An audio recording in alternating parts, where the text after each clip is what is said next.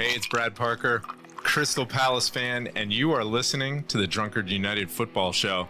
It's a parade. I mean, you're goddamn right it's a parade. Sorry, Russ. Not sorry, Russ. Not sorry, Russ, at all, actually. Like, the world is happier, right? Oh, big time. and Everyone except one of Brentford, Fulham, or Brighton. Yeah. Well, and I also imagine none of them are sober yet at all. No. Let's They better start not the be. Show. Born in the land of Bowie, Maryland. Bred to be a fan of fucking Everton. Punch you in the eye and drink your rye. Sam Houston. Sam Houston? Arsenal fans have another Sam. Right day, the fucking Gooner Graham. Snub of my lord. Looks great in shorts.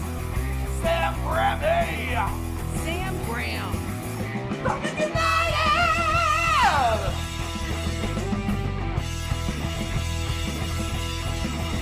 Fucking United!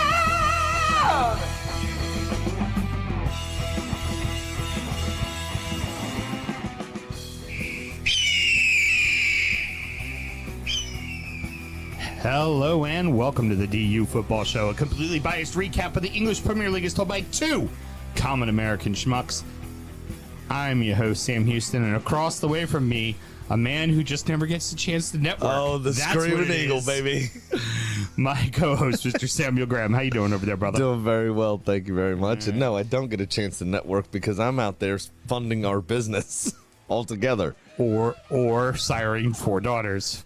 True. I've been fucking. Because typically when you're networking, it's at night and you're... Oh, I'm busy. Yeah, fornicating. Like a cool guy. Not out juggling my boss's balls, you know? Uh-huh. What, am I juggling my own balls? Well, 'Cause now, I'm my yeah, own boss. now it would be. Yes. I'm my own boss, damn Now it. it's no longer called masturbating. Yeah, very good. It's right off. And on the ones and twos. It's a business meeting. And on the ones and twos, Producer Mel, how you doing over there? Oh, I'm great. One bottle of is- Jergens. She is fucking feisty today. I am multiple beverage Mel tonight. I've got a Merity on one side, and I guess we're going to get to this one eventually. Moretto tea. Not. Merity! Is that the Peruvian one that sends you to space? And no, she's putting amaretto in iced tea now. Oh. Remember, she has a close personal relationship with amaretto. Di Serrano? Yeah. She doesn't call it amaretto. It's Moretto. It's Right. Moretto. Oh, and by the way, Moretto tea. Moretto tea. it ain't no Di You guys say Serrano. it like Di Unity. Amore? It's Di Amore. Moretto Oh, no. Get that half-gallon plastic bottle that fits in the shelf perfectly. Well, start asking me for it, and I'll get it for you at cost. Very It's one of good. mine. Okay? I know it is. What is it, May? You better be buying it from my stores. That's my point. Help Yeah. my depletions. I've been All through right, a I'll help your handle since depletions. February, Yeah, that's fine. and I don't drink. Except daily. No, amaretto, not Bailey's. Amaretto. We're recording at the DU Public House just outside the nation's capital. You can check us out wherever you get your pods. And, of course, streaming live every single Monday night. Should you want to chat with us, there is many ways that you can. Should you want to get in touch with us, Mr. Graham, tell the good people how they can do it. Just don't. www.dserrano.com. Save yourself Just leave a some time. review. Go to Di Amore on your flip phone because they probably don't have a website. Hashtag Sorry. Moretti. That's funny. No, it's at DU Football Show on all the social media, of course, and dufootballshow@gmail.com to get in touch via email. Very good. Multiple beverage Mel. It's been a while MBM. since I've been multiple beverage Mel. I haven't even gone to the fridge yet.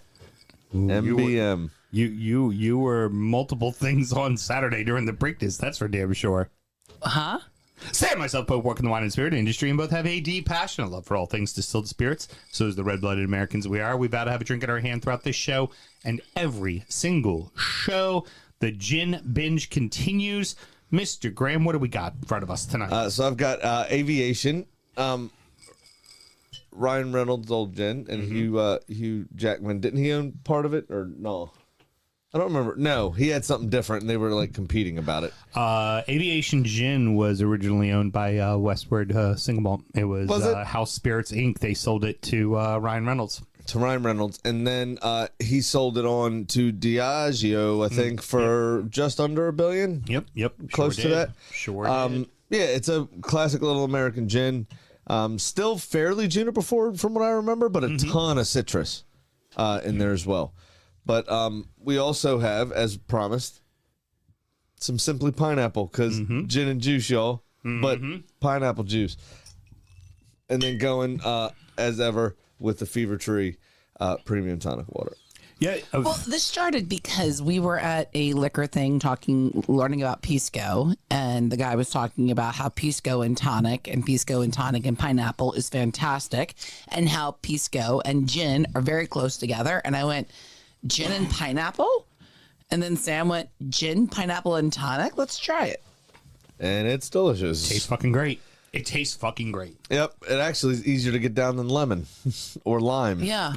It what I like here is that it highlights all the good things about juniper, not the bad things, right? It's like there's this big boldness to it that's not overly bitter, so you get that pine, but there's no big bitter bite on the back end. Right. The citrus in this really plays well. Oh, yeah. And I thought very simple tonic water. Don't do anything over. No, because you want it to stand out. Right. And the quinine is not that kind of chalky, earwaxy that a quinine can kind of have to it. It's a fabulous little drink. I love it. I'm very happy with it. Yeah, I'm sold on it. Yeah. This is great.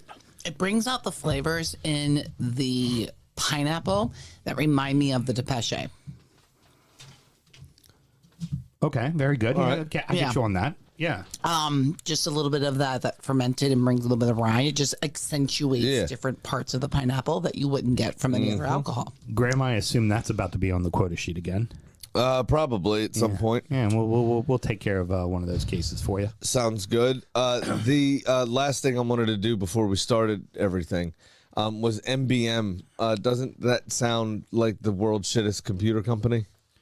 Yeah, it kind of does. Like they have no, hard drive, but they get rammed somehow. You know what I'm saying? Okay, yes. That's an IT joke, Mel. Okay. Thanks. What else should we always do, Mr. Graham? Drink responsibly, which I clearly did not because I thought that was funny. No shit. Oh, finally got a good tink out of the tall glass. Well, the first tink you and I did was That pretty wasn't- decent. yeah, So it it wasn't terrible. I was still disappointed. We open with the FA Cup final, and it feels glad all over to know City will be trophyless this season. Crystal Palace 1, Manchester City 0. First major cup in 119 years for Crystal Palace. And before we get to the actual game, this was their path to get here. In the third round, it was Stockport who they beat. Then it was Doncaster. That was at Doncaster. Not for nothing. Stockport, a team that made the playoffs in League One. Doncaster won League Two. Then a London derby at Millwall, where Mateta basically got his head taken off in the first 18 seconds of the match. Then another London derby with Fulham, only to then see in the semifinals probably the hottest team in England at the time, Aston Villa, and then defeat the Giants, Manchester City, in the final to win the whole thing. They bloody fucking earned it. 100% they did. I mean, what a game, just in general. Had everything. Everything you want in a match. Now, more so because of the result, obviously. But you've got to give credit to the tactics and the execution of those tactics to Crystal Palace. It was, they picked their opportunities and prodded. They weren't without chances, but they were like the same exact thing that we praised Forest for in the middle of January. Yep. After their start to the season and sort of continuing that after the weird schedule, where we're not going to be an ugly team. We're not just going to sit back and defend at all. Right. Yeah, and that's all we do. When we're back in defense, we're going to be putting in hard tackles. We're going to be intercepting passes because we're going to take that and immediately turn it into a counter. And it was a slick move that got them to where they were. An excellent cross, of course. And it all really comes down to when Mateta kind of checks that run when he peeled off. Because he could have kept going, but he kind of realized he was a touch isolated. So he checks that, comes back into who's the Munoz is who had the assist. I know, but who's the Asian midfielder? Oh, I'm forgetting his name. Kamada. Lays it off to Kamada, which gives Munoz the time to get up the pitch. Mm-hmm. Kamada plays it back to him. He turns and then plays that lovely ball down the line. And Eze busting a gut to get there. Mm-hmm. Got behind the defense and that corridor of uncertainty. Yet, what's his name? Goalkeeper, Ortega. Not sure whether or not to come out. Yep. Defenders couldn't make a tackle because they would have put it in their own net. And then bang, as is Johnny on the spot. Not without controversy in the first half. Oh, yeah. Dean Henderson undoubtedly Should have seen red. used his hand outside the box. It was absolutely a red card. Oh, yeah. Undoubtedly spot on a red card. They looked at it and said it wasn't a clear and obvious goal scoring opportunity Because Holland was going away from well, here's the thing. It was the ball, it was Holland, and it was the goalie. That is the very definition of final person goal scoring opportunity. Because if he gets past the goalkeeper, there's no one there. No. It was absolutely, positively should have been a red card. VAR should have given him a red. No doubt in my mind of all of that. And not a single fucking one of us that isn't a City supporter Give a could fuck. give a fuck. Yeah. Not one singular fuck. Absolutely. I think all of soccer fandom that is not a City supporter went about fucking time they got fucked over. Yeah. And did not care one single solitary bit. Now, I think they should have 5 of their charges knocked off as a consolation prize. I want the FA to come out and apologize and say they got it wrong just to be assholes. just so they have to swallow that bitter fucking pill. Well, and you saw Teams what happened after the Wolves game have as to have well. that shit happen all the time. Right. After the game, I know there was a little bit of yippee yapping with Pep and Dino and Dean Henderson. Mm-hmm. So he walked up to shake his hand, and Pep just wagged his finger in the face like, don't come up to me. And then he went like this and kind of made a hand gesture and looked like he was yelling a bit. And Henderson said he thought that he was talking about the time wasting yellow card. Mm-hmm. And he was like, I mean, y'all got your 10 minutes, so no hard feelings. Fucking love Was that his shit. response. Yeah. 10 minutes of stoppage time. Well, and then he would be called upon. Now, he made a bunch of saves throughout the match, but I had the over on 3 saves in this, with 3+, and he had 5 in the first half. Mm-hmm. That would have been easy money if I took it by itself, but I didn't. I added a bunch of other shit and missed 1 leg. Of course Sweet. you did. Yeah, of course that's how you it went. Now, one would say that penalty was probably a makeup call because there was contact. It was soft as fuck. Well, but the problem is Bernardo Silva is vastly experienced. Yeah, he knew what he was doing. He made the contact look a lot worse. He took the right tumble. He did it at the right time. And the only prayer was that Tyreek Mitchell didn't get a stud to the ball. Yeah, which he didn't. We've all been, it's nailed on pen, but we as center backs and as defenders, I've been in that situation multiple times. You get that stud on it, fair dues. You don't, it's a pen. And he was terribly unlucky because I'm sure it was the length of a bee's dick away from touching that ball. Mm-hmm.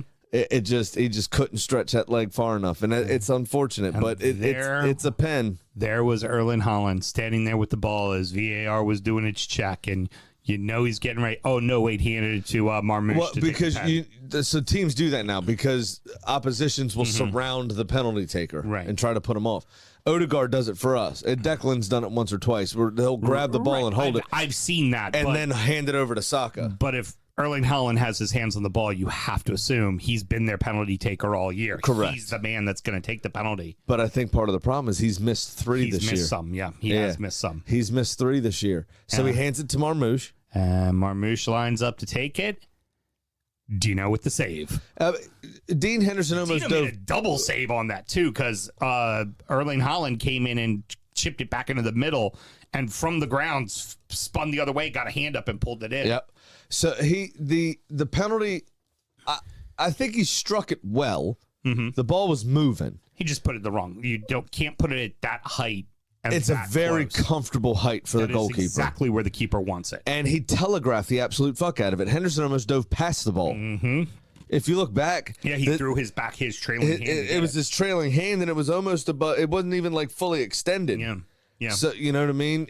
He almost dove past that ball. It was. Yeah. It wasn't the best penalty, but I think he struck it well. I mean, if that's an inch above, it deflects off Henderson's wrist. You know what I mean? But Henderson did a brilliant job. Yeah. But he shouldn't have been on the pitch. Mm-hmm. He shouldn't have been on the pitch. And none of us fucking care. No, absolutely fucking not. Because you're not going to remember it for that. And I you know what I think? I think the people at the end, because he should have got man of the match, in my opinion. Mm-hmm. Although it was Daniel Munoz, which also deserved. Very deserved. Don't get me wrong. He in his own right. Saving a penalty is another level. Dodging the long arm of the law is excellent. But I think the powers that be just kind of went, don't draw any more attention to it. Yeah. Just people forget about this because of the romance. Right. Pep will just be standing in a square screaming at the brick wall. Right. And into the second half, City could never crack the code. Nah. They just couldn't, if anything. But it was more Dean Henderson excellence, and it was more defensive excellence. I mean, that's what I was going to get at. Mark Gahey and Lacroix with a phenomenal game. Gahey had to even leave the game early, too, with an injury. And Chris Richards was in. Richards American played out of his fucking mind. It seemed like every ball that fell inside the box, it was Chris Richards clearing it out. So, the midfield was doing their job, getting behind the ball, making blocks, and it would just it'd fall into the middle of the box where normally at least somebody for City pokes it away, and nope, Richards' ball was gone. Yeah. And it was an just perfect defensive performance from Palace. They offered City nothing. And yeah, Dean had to make some saves. He had to make some big saves. Never really felt like City was going to score there. Once you got to about the 70th minute, you were like, Palace is going to hold on to this fucking thing. Oh, yeah. Palace is going to win this fucking game. I had a lot of confidence in that. I mean, I think probably at halftime, I was like, there ain't no chance. City's done. That's it. And they acted again like petulant little children, right? I mean, Pep's only got a year now left on his contract again, right? Yep. He's only signed for 2 or a 1 year extension or something. It can't be that much money to sack him. And you got to think, I mean, with the $2 billion squad or something, they know he's not going to renew after this. Right. Why not cut your loss? Yeah. Why give him more money to spend? Revamp it now. And because a Pep assembled squad is so nuanced, and the perfect system exists, and he buys these players for one very specific purpose and all that kind of stuff, right? And if one of those things break down, they break down. Yeah. Is it an inferior manager going to be able to tinker with these players and make it work? Absolutely not. So why give Pep the money to do it? Yeah. Fire him now. Might as well move on. Might as well move on and do your succession plan accordingly. And, of course, City will now finish the season without a single trophy, and that's for the first time in 7 years? 16 or 17. Yeah. Whatever Pep's first year in charge was, they were trophyless. 16. And they've won a trophy every year since. Yeah. How about that? And, so 15, 16, I guess. And couple that with 12th place Crystal Palace, now playing in Europe. Oh, yeah. Well, I mean, and you know the worst part, if Manchester United and Tottenham have been so bad, that's not even the story. Yeah. 12th place Premier League team plays in Europe. Well, how about the 17th and 16th and 17th place teams? Yeah, that and now, depending on where Newcastle and or Chelsea finish, 8th is absolutely in play to go to Europe, we are very much looking at a potential of 10 English Premier League teams playing in Europe next season. This would be awesome, man.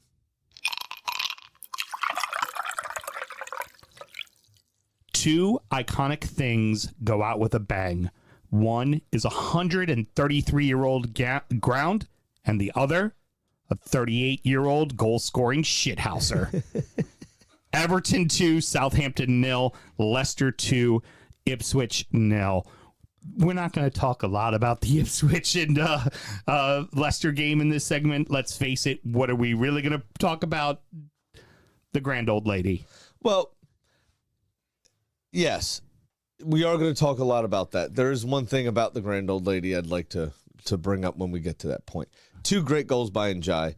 Once the first one goes in, you could feel the relief and the change to festival atmosphere.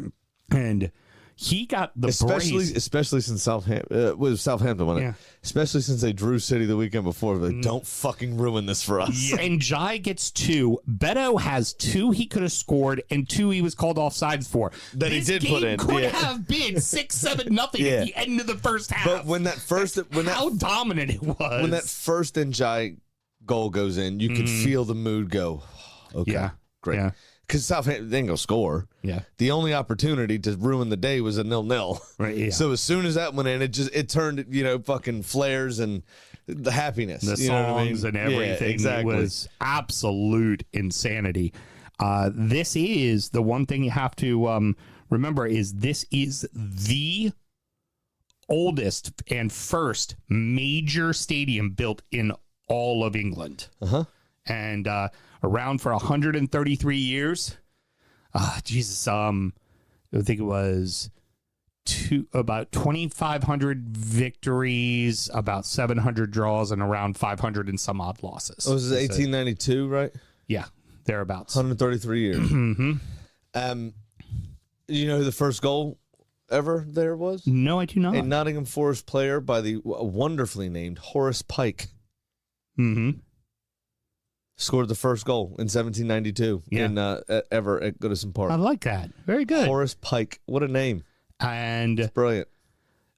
This record will obviously get broken at some point because there are other teams that grounds, like, let's face it, Anfield is going nowhere. They're not going to build them a new stadium. They are always kind of to redevelop the facility. Yeah. So at some point, Anfield will take over this this title, but right now the most top flight matches ever played in any stadium in one stadium is Goodison Park, and also not for nothing, it has seen 8 top flight titles.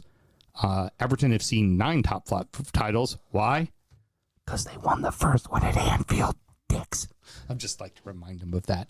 But the game was about the celebration. It was about It was about seeing out this iconic ground, and what I've had the pleasure to go there and see a match, and you feel everything that's on the field, and the supporters are a complete entity that engulfs that stadium. When they're playing well, there's no one more supportive. When they're playing bad, there's no one more critical. So I've heard a lot about this today, obviously, because this, for all of us that do this sort of job, right? This was the easiest show to write. Every football podcast I've listened to today has started FA Cup final, Goodison Park, Jamie Vardy. Yeah, it's the easiest show to write of the whole season, right? Because of all of the history that's happening right now. I had this show written in under an hour. Exactly. Yeah. Right. One of those things. So you're going to hear this a lot, as if we're the Associated Press, thing that gets passed around to every news agency. But I loved, because I do love history just in general. There's a lot of things that have come out about Goodison Park this weekend, and when something like this happens, and I feel like it's a good time as well. Yeah. With the recent relegation threats, points deductions, bad ownership. There's been a pretty negative atmosphere around there. Yeah. And as you say, I've heard a lot of people talking, like proper pundits that have been there many times, talking about the steepness of the stands and how it makes it feel like everyone's right on your back. And that creates either a raucous enjoy sort of we're doing well kind of vibe, or that creates a very condescending fuck you and pressurized situation for your own team. Either side of that coin. But we were reminded a lot today from various various people that know more than us. Apparently, it was a very prominent venue, of course, as you said, during the 1966 World Cup. It's one of the first kind of somewhat modern but still classic vibe stadiums that were built. Pele played there. Well, that's what I'm saying. So Pele said it was one of his favorite stadiums. It was in that stadium he became the first player to score in 3 successive World Cups. Yep. As well. Eusebio, the Portugal legend, said it was the greatest stadium he had ever played in. So post-playing career, there were obviously stadiums that were built far after. Of course. But the way in which they built it in the first place allowed them to modernize to an extent, but it kept that classic old school English ground vibe. And it was also incredibly intimidating. You had the little kind of semi-closed roof, right, with the awnings over everything. That would trap all the noise in. And everybody, like I said, in these steep stands that were just right on your fucking back. Said in the away stand in particular, a journalist that I listened to said that he, when he stood up, he thought he was going to fall onto the pitch. It was so steep. It just, what a amazing, wonderful building. And, especially in the last few weeks, I also couldn't think of a more perfect custodian to cross over the line with it than David Moyes. He oversaw, in modern history, the most successful spell at the club. Nothing better than seeing Seamus Coleman walk the team on the field. It was brilliant. Absolutely brilliant. I think we've seen the final playing of Seamus Coleman. I think he retires.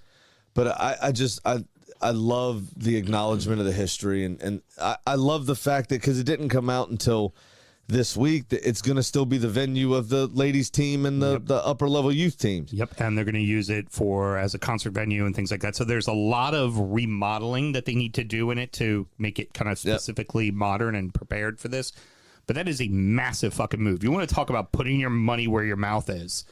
You could have easily sold that for a lot of money and netted a huge profit, but instead you said, you know what? We believe in our women's program and we want people to come watch. So what's great is is it Friedkin? Is that how you say it? Yes. So the Friedkin group heavily invested in Roma's women when they took Roma over, and it's a wonderful thing. It's what it doesn't seem like. What I'm trying to say is a lot of Premier League clubs have made token gestures of investing in their women's clubs, but they actually don't care about them. There's a few that do. Everton have, like obviously. Wolverhampton actively fuck their women's team despite them having success. Right. But Arsenal and Chelsea women have invested in their women tremendously, right? That's why Arsenal are the only ones that have ever won a quadruple. Chelsea's women have won the Women's Champions League, once or twice. So it's, you have certain clubs that are doing it kind of the right way, but then other clubs are making kind of token gestures. Oh yeah, we built them a 12,000 capacity stadium. It's fine, which to them was a fucking pocket money, right? And whatever. But this is a huge gesture, and Friedkin has a history of actually putting his money where his mouth is when it comes to women's football. So that's very cool, and it preserves the history. Goodison Park, after 133 years, is still hosting fucking football. Yeah. It's just the people that opened it are gone, which is sad. Right. And it is sad to see it go in that capacity.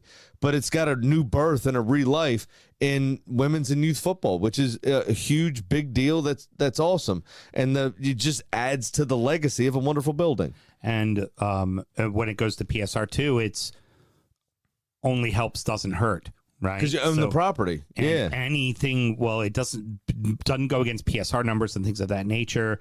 And if you're bringing in revenue, that only helps make your youth program more, and you can invest more into that and into your training grounds. So there's more you can do with that. And if it doesn't work, it doesn't hurt you. Right. Like, you don't get financially held for that. Because they want more clubs to be doing this, which is great to see. A few fun things after the match had concluded. Obviously, the players taking the field, certain people getting send-offs. Like, obviously, it's pretty sure that, Decore is not coming back, and players like that, because there's going to be a lot of changes. There's going to be a huge changeover, yeah. They had a violinist play Zed Cars. My heart will go on. To play Zed Cars to start the festivities. Nice. You could have heard a flute pin drop. Yeah. I bet. And then they also had a band out there, and whoever was still could make it from the 85 team all sang Spirit of the Blues. Nice. They had players doing interviews and talking about things, and the one that really hit home, they asked Duncan Ferguson what goals does he remember the most, and he said always scoring against the big clubs. Like, I remember my first goal against Liverpool in this building. I remember it vividly. I remember my first goal against Manchester United. And then he stops. He goes, "Oh, by the way, kids, Manchester United used to be a big club." Nice. And that perfect little bit of shithousery leads us into the king, the goat, as it were, of shithousery. Jamie motherfucking Vardy. That's right. It had been announced that this would be his final match, that he would not be playing in the final match of the season on the road, that he would be playing only this one. Why is that, Mr. Graham? Because he wanted an even 500. 500 and it's their last match for Leicester. At home, obviously. 500, and of course, we all knew. We knew it was going to happen. He said he knew it was going to happen in the post-match. And he scores goal number 200, and in traditional Jamie motherfucking Vardy form, runs immediately over to the away section. Fans grabs the corner flag and holds it up in the air and gawks in front of all the away fans, because that is the shit house he is. And when they interviewed him afterwards, he goes, "Yeah, I heard them giving me some lips, so the minute the ball went in the back of the net, I knew exactly where I was going." It's your final game for the club. You've been there for 13 years. You were the first non-league player to command over £1 million transfer fee, and you've scored in 40% on average of every game you've played at the club. A nice even 200 and 500 appearances. Yep. Right? And he decides, nah, I ain't going to support with that lot. Yeah. Taking these cuts on. I'm going right over to them. Yeah. The last time I get to celebrate in this stadium with my people, I'm turning it down to be a shithouse. Just to fuck with all of you. Oh, and by the way, by doing that, they jumped them in the table. So right now, if everything stays the same for the final game of the season, it'll be the first, second, and third place teams that came up will be the going down 18th, in the same 19th, order and 20th. Going down the exact same cool. order. I wonder if that's ever happened before. That's interesting. I don't think it has. That's interesting. I found that very interesting, That's too. pretty cool. Yeah. But yeah, I mean, what was great too was the side netting when he gathered that ball real quick after a decent run and then slid and hit with his left foot. The first shot he had on target that he didn't really catch was a great run down the channel and kind of diagonal that he was found in. And then the goal itself, it was a very vintage Jamie Vardy season we won the Premier League performance. It was excellent. Perfect. And really, there is nothing else to say about this game. There is nothing to say about Leicester. There is nothing to say about Ipswich. There's a reason why we're talking about it, and the only reason why we're talking about it is Jamie motherfucking Vardy. Yeah, 100%. And McAteer, the kid that scored at the end, first goal of the season. I think I'm not sure if he scored. No, because he was in the championship. Mm-hmm. So first Premier League goal, I think. Mm-hmm. Sorry, bud. No one gives a fuck. Rounding out the rest of the league, and so that happened. Villa 2, Spurs 0, Chelsea 1, Manchester United 0, Forest 2, West Ham 1, Fulham 3, Brentford 2, Arsenal 1, Newcastle 0, Brighton 3, Liverpool 0. All these matches were anything but so that happened. Well, other, here I was other than also Chelsea United. I was also just about to say 3rd through 7th just got real crowded. Yeah, divided by 1 fucking point, right? And City has a game in hand, so City can play themselves back into the Champions League. But currently, they're on the outside looking in. Correct. But yeah, no, Nottingham Forest are in 7th on 65. City in 6th on 65, as you say, with the game in hand to be played Tuesday. Villa are a point above on 66, and Chelsea and Newcastle are tied with them on 66 with superior goal differentials. It is that's gonna be the last day excitement zone. When we do it on injury time, that's going to be kind of what we're talking about. And So- should somebody want to find injury time, Mr. Graham, how they go about It's doing it? quite simple before we get into the analysis and this hard-hitting opinions we have. It's patreon.com/DU Football Show. Just sign up to that $5 tier for more hurtful, hateful, and strong opinions. You are the hoiest of hoes, and I love that about Thanks, you. bro. If I need a taxi, I don't put my thumb out, okay? I stick my leg to the curb Hells yeah, you do. and point me toe. Get the attention of the boys. Like an Instagram model, Mel, you know? Gotta puff the butt out. Spurs looked interested for about the first 10 minutes, and then it was all Villa. All Villa. All Villa. And All Villa. it was not a if, it was just when were Villa gonna score. 'Cause Yeah. They were just all It was- fucking over them. I mean, they worked them complete. Tottenham had 2 or 3 attacks at the beginning of each half that lasted, as you said, about 2 minutes and 15 seconds to 3 minutes worth of time. Yeah, a total of 10 minutes. So, yeah, 6 to 10 minutes total. The other 80 was just Villa butt fucking until they came. Yeah. And they finally did. Yep. And, Villa just... Through unlikely sources as well. But Villa just keeps doing what they need to do, which is fucking win. Like they... No, just fucking. Oh, yeah, that's true. Villa does fuck. If it wasn't... That's why all my references have been sexual so far during this hard-hitting analysis. Hard like a cock, Mel. And that is what our offense was. Yes, very much so. Konza did throw a bit of a limp leg at it, though.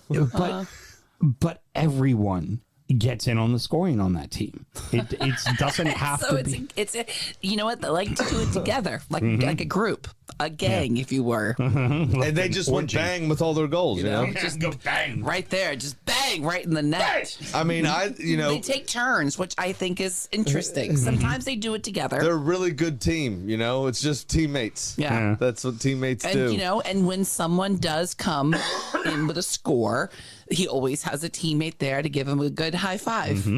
Here's or low five, here's the part that sucks. sometimes, if you click the right button. If Chelsea beat Forest, And they're really Newcastle having fun. They wins, go down on their knees. and City wins both of their games, Villa could be on the outside of Champions League. Of course, and yeah. they don't deserve to be. No, absolutely not. But let's just, Villa, it's going to be a very exciting last day of the season. Again, tune into to injury time to hear what we actually think is going to happen. But my final thought about this,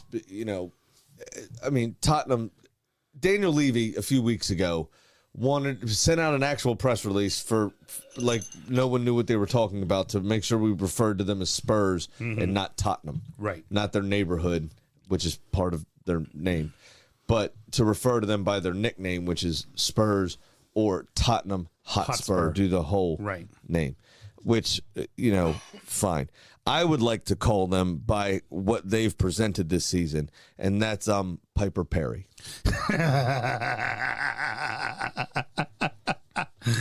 Because they've been getting fucked. Chelsea made And it I love to look see it. a lot harder than they needed it to be. Chelsea's been shit too, though. Recently, they've gotten over the line by more luck than virtue. But it's United. Yeah. They cashed in the voucher. Yeah, well, I tell you what, And they were threatening. if we're comparing the two, United and Spurs, United at least looked like they were willing to have somewhat of a go? Like something? Do anything? Like they showed meh? Well, no, they had the best striker in the world at the moment. Harry Maguire put one in the back of the net. He just cheated to get there. Exactly. And then that prompted that 18-year-old kid to try to cheat in the second half, I'm sure, was to try to win that penalty that VAR called back. So, it was just two piece of shit clubs being pieces of shit. And it ended up that one piece of shit with more money beat the other piece of shit with less money. I'm feeling like, and we're now going to go right into Forest. I feel like Forest, despite them losing a lot of games and putting themselves in this scenario, them at the City Ground against Chelsea, I feel like they are the better side, and they should probably win this game. We will see when we get to the bets.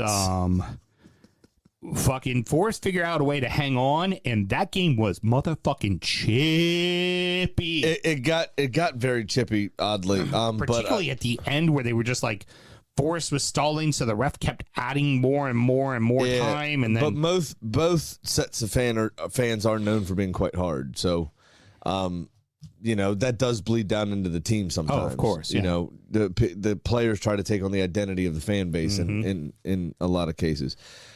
But I mean, obviously, it's what. I'm definitely hitting a sex shop if I go to Birmingham. Find a brothel. Good more call. like it. That's what you need. Areola went from 0 to 0. Yeah, and one of the most keepers were making a ton of saves, and then one of the most ridiculous pieces of goalkeeping I've ever seen. Is not known particularly for being a good distributor, like an Ederson type of goal, or David Raya type of goalkeeper who's dribbling about and cutting the ball back, and you might actually feel comfortable with him as a number 10 sometimes. He doesn't have that reputation, yet he decided to drop the shoulder and no look pass to the edge of his own D directly to Martin Gibbs Wright. Yep. Who just took one touch and fucking ripped it to the back of the net. In the back of the net. And, of course, the touching scene to hold up Taiwo and Yoi. Anwonyi, sorry. Who collided with the post, emergency surgery, and had to be put in a medically induced coma due to that surgery. I've not heard an uptate personally. He's awake and fine. Okay, good. He's awake and responding. So he's at least doing better. Perfect. But she grabs the shirt, holds it up, touches his heart. That's that's good stuff. But the opening 9 minutes was goalkeeper's heaven. They were both making excellent saves, and it was at 10 minutes and 29 seconds when Areola pulled that bullshit and ruined it. And then Areola went on and made a few more really good saves. Yeah, it just he had a moment of he downloaded a update at that time. This game could have easily been 7-6. The with the saves keepers were making, it was a lot in it, and of course Bowen getting the goal late to make it very interesting for Forest. You can't brush over it. What a fucking goal that was. That was phenomenal. Beautiful. A little backflip, pop it up to himself, and then bang on the full volley. Come on. There were a lot of good goals this weekend. Yeah. A lot of good goals. There absolutely were. It was phenomenal. And then, like I said, at the end of the match, they just, Forrest is trying to hang on, right? You just need to get the W, right? You need all 3 points to still be in this conversation. And they were stalling, and West Ham took exception to that, and it just started to become everybody pushing one another. I'm surprised no red cards were handed out, because there were a lot of hands in the throats and faces. Yeah. It kind of boils over with a 6 minute or whatever it was VAR check. It starts there. Yeah. On the Milinkovic go-ahead goal. That did it hit his arm? Did it hit his back? Was he offside? Did the other player that was offside affect the play? I mean, there was like 4 things they were checking, I think. And the frustration of the West Ham players, you could see him start to get like upset. And you knew something was coming because they are fairly confrontational. I mean, what did we see Kudus do earlier this year, right? Paqueta's known to get exactly. Kudus is one of their flair players, and if he's like that, what are the hard men like? Oh yeah, you know what I'm saying, right? So you have this sort of this world's against us kind of view. Then you have this very long, so there's got to be something wrong with it, VAR check. Then there's not, and they award the goal, and then you get like, what the fuck? And then you start getting angry, and then those last 26 minutes, because that was in like the 83rd, those last 26 minutes after stoppage time there was feisty. It was feisty. Yeah, like I said, The referee started in the middle of it and was like, fuck this. Got himself out, just started watching people. Yep, just waiting to see who fucked up. And apparently the VAR was the same person that was at Wembley because not a single red card was handed out. Not a one. I'm surprised there wasn't. I know, me either. I have a feeling, well, there's also too, I mean, we'll talk about it with the final game. There was some things in times where the ref, you were just like, you just don't want to hand out a yellow card because, God forbid, you have to give them a second yellow card and they miss their final match of the season kind of thing, you know? Right. But again, keeping it rolling, this next game would have opened the show. The West London Derby was motherfucking fantastic. And it was played like a proper derby as well. The Bees and the Cottagers fucking went at it. Like, another goal for Raul Jimenez. Another bullying header as well. I mean, just barreling somebody over and fucking making that ball his. This game was when we got to see good Adama Traore, right? Who's booming down the sides and putting in great crosses. Until he gave up the equalizer. When he had that weird kind of, I'm going to try to chest it, but I bench too much weight and it just flies off my chest to the opposition. Yeah, exactly. That was an odd decision. Well, and should have thied it. And then Bees take the lead, and they go up 2-1. You're like, all right, the Bees should see this out in their building. And well, but then the penalty happened first. So they should have. And Blemo kind of telegraphed his penalty, didn't strike it well. His first penalty miss. And Leno couldn't save a goddamn thing for Arsenal when he was with us penalty-wise. I think he was 0 for. His first penalty save at Fulham is what they said. Yeah, because he sucks at penalties. Yeah. But again, it was a comfortable height and it wasn't far enough into the corner. You know? So it just felt like Brentford, like, you know, obviously when Fulham takes the lead, you think back to that moment. And you go, wow, that would have changed the whole tide. They'd have been up 2-0 or 2-1 or whatever it was. And they could have, you know, if everything else stays the same, go up 3-1 and then nothing else happens. I guarantee you Brentford supporters have nightmares about Carney. He scored the one in the promotion match, the free kick, but Tom Kearney now is very slow. He's 34 years old, and they haven't offered him a new contract yet. Yeah. But the manager, he's outwardly said he wants to stay, and the manager has come out and said, I hope the club, feel we're all going in the same direction still and re-sign him. Yeah. So he's come out publicly against his employers potentially, right? Because there has been no contract offer yet. And be like, sign him on a 1 year off the bench to man of the match. Yeah. You know, and remember Tom Kearney was the guy that cracked his who was the Serbian that went to Saudi. It's a former Newcastle striker. Mitrovic. Yeah. Tom Kearney struck a ball so hard in training, I think it was, didn't he? Crack Milinkovic's windshield? Mitrovic's windshield. Mitrovic's windshield? Yes. Yeah. I mean, just a brilliant player and a wand of a left foot. And then you have Harry Wilson, who, whenever you start him, can't do a fucking thing, but you bring him in the last 80 minutes, that fucker seems to score every single time. And but a 25-yard bomb as well. What a hit. Yeah. It's like the last 6 goals for him have all just been either elegant or shotgun shells. And then that now, because of what happened today, Fulham need a lot of help. They're probably out of it now because of Brighton's win. Well, especially with who everyone plays on the final day as well. In fact, they are out of it because of Brighton's win. Because Brighton won, they're out of it. But Brentford and the Cherries still have a chance if they rattle off 2 wins. So, but the Bees have now let Brighton get in front of them. And as I told you on Injury Time last week, I said Brighton's going to get the opportunity to see what Brentford does first. But before we get into that match, which finished out today, got to talk about not the prettiest scoring match, but again, Arsenal and Newcastle just don't fucking like each other, man. Nah, it was a bit chippy like as well. each other.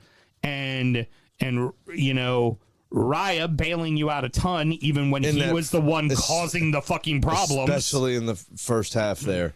We kind of settled in the second half, and they didn't give up as many opportunities, controlled a little bit more of the play.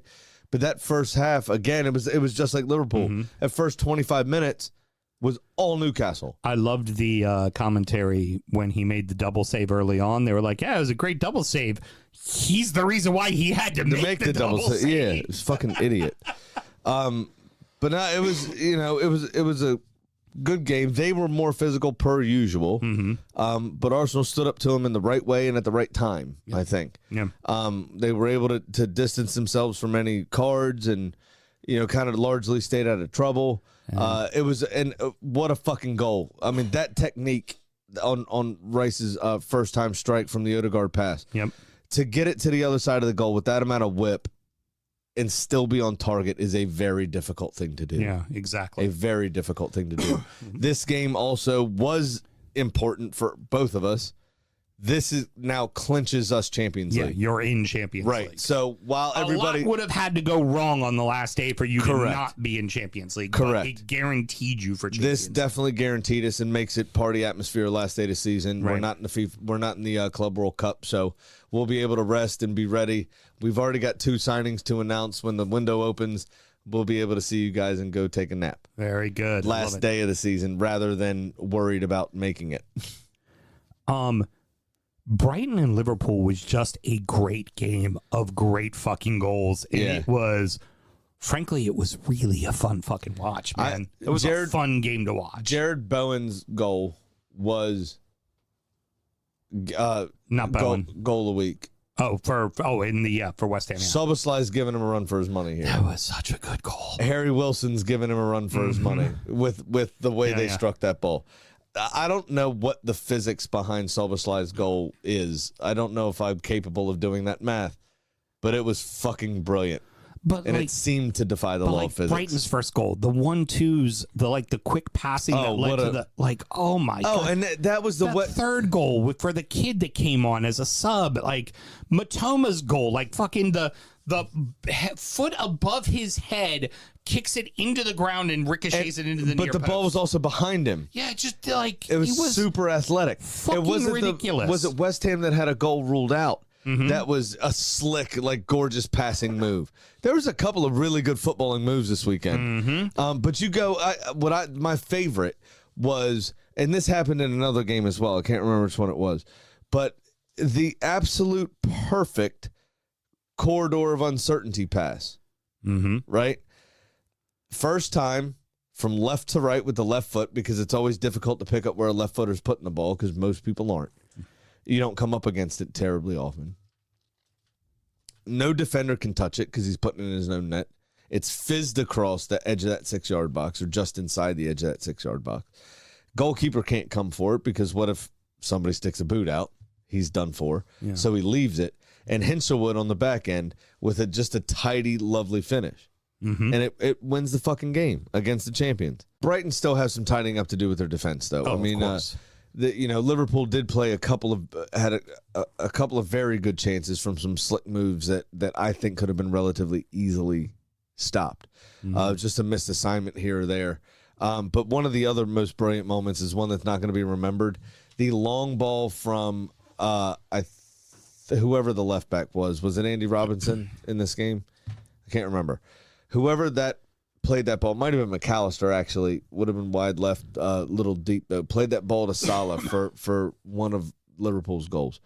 That cushioned left foot into Connor Bradley's path. Nobody's going to remember it. It's one of the touches of the season.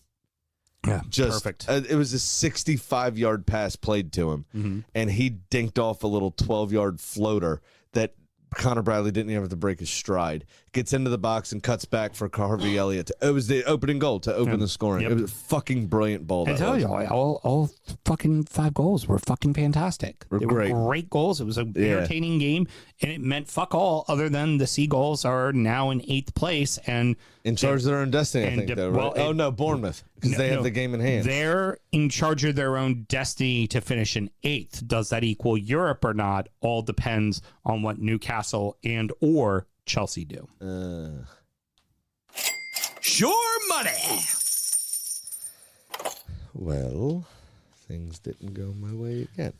Shocker.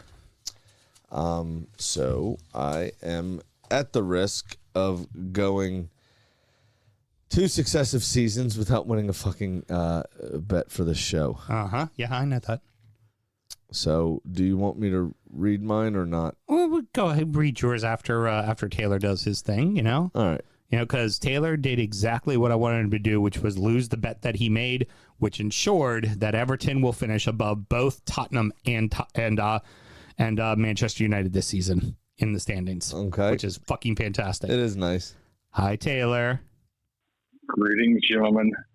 Yeah, I would like to clarify. I appreciate you understanding that. Yeah, I don't think I'm overstating it when I say I single-handedly guaranteed that Everton will finish above United and Tottenham. So my bet lost. I But take total credit for that. Yeah. I think the world, the footballing world as a whole, was the big winners here. So Very much so. So and, where do we? even with that, you are still positive, Sam. I mean, you're so positive. I'm going to have to start calling you Magic Johnson. Oh, damn! See, Graham, back in the 80s, before you were born, there's this basketball player, and his name was Magic Johnson. What But is this? Is this an audition? His Johnson wasn't actually magic, so he kind of never mind. All right. What do you? Can we get Yes, you are Pat back? still up. You are still up $303. Mm-hmm.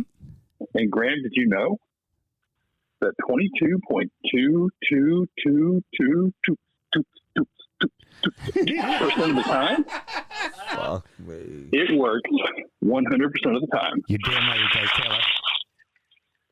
So last week I had Tottenham and United winning away. Mm-hmm. I'm sorry, winning away or losing away. Excuse me.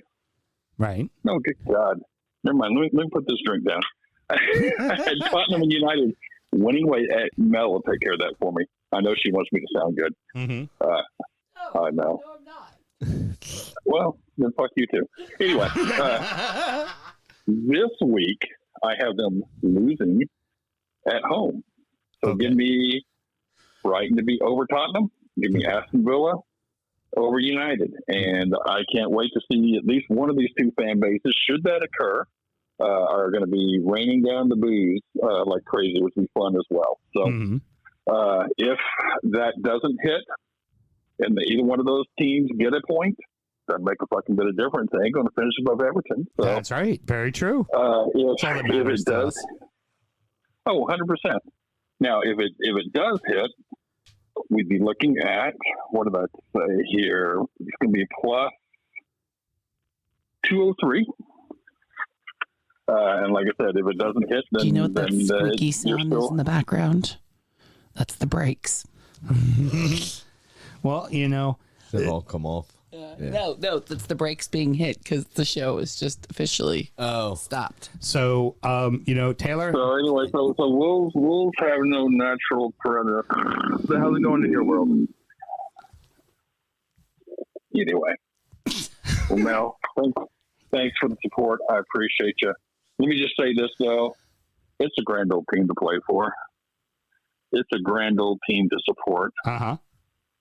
And if you know your history is enough to make your heart go. heart go whoa. Okay, no, I'm hanging up on that one. You want me to hang up a long time ago? Yeah, and yeah, I was yeah. Like, no. I was gonna play it out, and then he starts singing the song. And I'm When like, no, when I do the how's it going in your world, and you're supposed to hang up on him, and you like. I wanted to see where you was going with it. Lean into the crazy I know, sometimes. I know. Sometimes you just want to see how far is Nick Blades gonna go. Graham, been leaning into the crazy for 18 years of fucking marriage, okay? And it's worked out pretty good for you so far. It's debatable. Yeah. All right, so you went from a Really? plus 3-digit situation right at plus 203. Mine I'm has at plus 303. mine has a few more digits in it. Okay, I go for am it. plus 24,956. Okay. Because despite me about to be going Over. for 76, right? Tradition is tradition, and I've bet 9-way parlay. I've bet 10. I've bet every game on the final day. Very good. I cannot, and I tried to bet all 12, as I tried to include the midweek. You cannot bet on the same team in different games on the same ticket. Got it. Okay. On our apps. Got it. I'm sure we could do it on the full service, right? But on the apps, it won't let you. So I couldn't do that. So I did do the final day. I placed a $1 bet, and apparently the bookies like it because they're offering me a cash out right now of only a 10% loss at 90 cents. Wow. If they don't like what you've put in, they'll offer you like 52 to cash out pre-action. Right. So my dollar is worth only a 10% loss to me in their eyes. It would pay out $250.56. Got it. So you know. I have Arsenal to beat Southampton. They will. I have Newcastle to beat you all. They will. Also, it's at Newcastle, and they have something to play for. Yeah. Nottingham Forest to beat Chelsea. Chelsea aren't very good. Nottingham Forest have a lot to play for, and they really want that Champions League bug. I think they're going to do it, and they're at the City Ground. I have Villa to beat United, something to play for. United does not. Either way the Europa League final goes, they'll either be terribly disappointed and won't want to play, or they'll be jubilant and won't want to play. Yeah, right. So Aston Villa takes care of them at Old Trafford. They're also shit at Old Trafford. Manchester City to beat Fulham. Sorry, Fulham. City have something to play for. Because if they're not in the Champions League, you could probably add 6 to 8 more charges on the end of those 131 we're never going to hear about. Bournemouth to beat Leicester. Leicester don't give a fuck, and they also don't have Jamie Vardy. And it's in Bournemouth, and they think could still do something with some help. If they beat City over the midweek, and then they have a chance. Correct. Liverpool to beat Crystal Palace. They will want to lift the Premier League trophy on their home turf with a on the back of a celebration, not on the back of a weird defeat to Palace. Palace also, don't care. Palace don't fucking care. They can't improve their situation in the league anyway, and they're already qualified for Europe with their FA Cup win. Yeah, they're just going to go out there and fuck around. Same thing if Wolves don't get any. If Wolves don't win all 3 points against Palace in the midweek, Everton are automatically 13th. It doesn't matter what happens. That's right. Where they are. So there's a lot of that for a lot of teams. Yep. Brentford to beat Wolves, something to play for, obviously, with the possibility of the Conference League. Yep. Brighton to beat Tottenham for the same reason. Something to play for. And then Ipswich or draw with West Ham, because Ipswich have been the only promoted club that have cared at all. And it's in their building. And it's in their building, and they'll want to show their fans that they still care. And West Ham can't seem to get up for anything. Very good. Very good. All right. Well, that's going to wrap it up, boys and girls. $1 to pay $2.50. Yeah, I know. That'd be sweet if it is. Any parting words, Mr. Graham? I don't think so, no. Congrats to Jamie Vardy. Congrats to Goodison Park. And I am super happy that the legacy will continue, just in a different way, but an awesome way. It's a pretty fucking cool thing y'all decided to do. If you are local, get out and watch the final day. It's great. Go where there's a ton of TVs. I know if any of you want to meet the Ipswich crew, they'll be at Eat, which is egg rolls and tacos. They'll have every single game on, and West Ham is coming across the harbor in a boat to invade their bar. You have, I know, the Mobtown Magpies will be at the Abbey in Mount Vernon. We will, of course, be, well, myself and Melissa. You'll probably be at home, I imagine, with all the kids. I'm sure. We will be at the Dark Horse in Annapolis. They have all the games will be on. There's a ton of TVs. I've heard the Perch has a ton of TVs too. I'm not sure if they're showing everything, but our boys at Charm City Gooners will be at the Perch. Oh, get out and just watch. Only be able to watch the Arsenal game. Yeah, get out and watch the matches today. So, Mel, did you have something for us? It's going to be very cool. I was going to say at the Dark Horse is where things like, business happens and there's mixers and meetings and greetings. Yeah, there's lots of that. Lots of pocket sliders too. Yeah, They have definitely. sliders that are perfectly pocket shaped. That is where the pocket slider came from. That's was why Dark Horse. that's why I said it. Thanks, Sam. It's called a callback. Very well done. You do it all the time to 1974 when I can't help you. So, next up is injury time. There will be no EFL show this week. We will do one next week to wrap up who all won all their playoff situations. Although we will say Blades and Sunderland, and in the championship to see who goes up, we've got Leyton Orient and Charlton in League One to see who goes up to the championship. And it is Wimbledon and Wassel in the League Two final. So that's what will happen, and we will talk about that next week. But next up is injury time, where we're going to preview the final week of the season. We're going to talk about the beers we were drinking, and of course, check in on our fantasy teams. Mr. Graham, should somebody want to check out injury time, how do they go about doing it? Patreon.com/DFootball Show. Just sign up to that $1 tier, and you'll get all that extra content. Sometimes more. Until next week, everybody.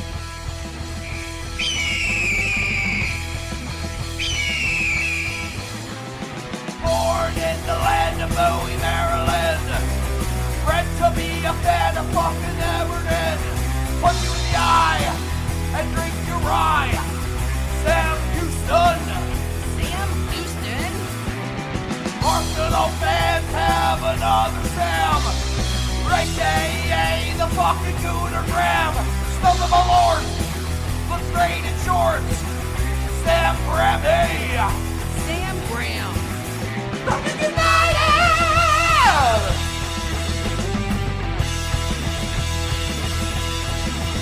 Fucking United!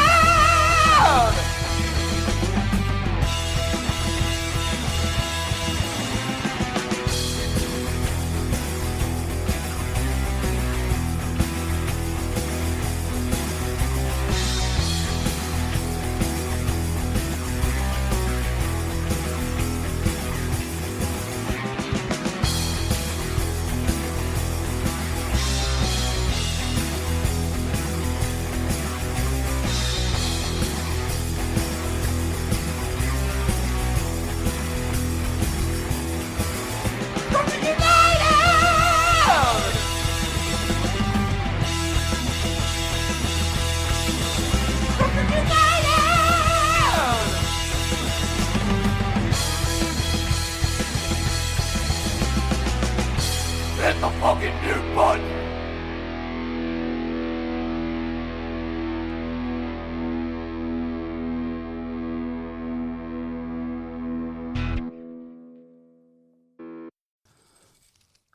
Highlights the What the fuck was that? somebody belched. I did not. That was who? I don't know who. Might have been me, might have been you, but Whoever somebody- smelt it I dealt started it. talking. I started talking, so it couldn't have I been me. assumed it was Greg because I looked right at him. Oh, No. anyways, I was already looking at you though. kids, let's keep the fucking thing moving here. All right, it's all right. It'll be the great mystery that Taylor and Christian and the rest and Shore Billy, they'll all figure it out on their own.